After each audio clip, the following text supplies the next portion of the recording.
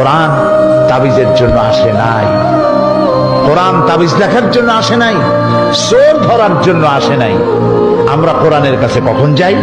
মসজিদের ইমাম সাহেব, মৌলানা সাহেবের কাছে যাই, হুজুর আমার তো বইয়ের স্বর্ণের চেন চুরি হয়ে গেছে, একটু চাউল পোড়া দেন।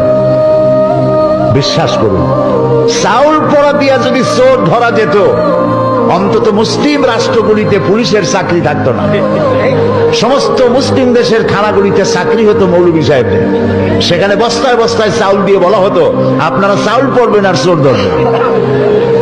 প্রিয় ভাই সব, জেন তাড়াবার জন্য আর চাউল পড়ে চোর ধরার জন্য কোরআন আসে নাই।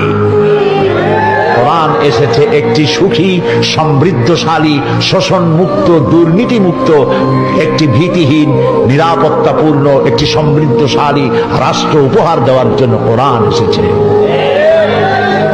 কোরআন শরীফ চোর ধরতে আসে নাই, চুরি বন্ধ করতে এসেছে। কোরআন ডাকাত ধরতে আসে নাই, ডাকাতি বন্ধ করতে এসেছে। কোরআন খুনিকে ধরতে আসে নাই, কোরআন অবৈধ রক্তপাতকে বন্ধ করে দেওয়ার জন্য এসেছে।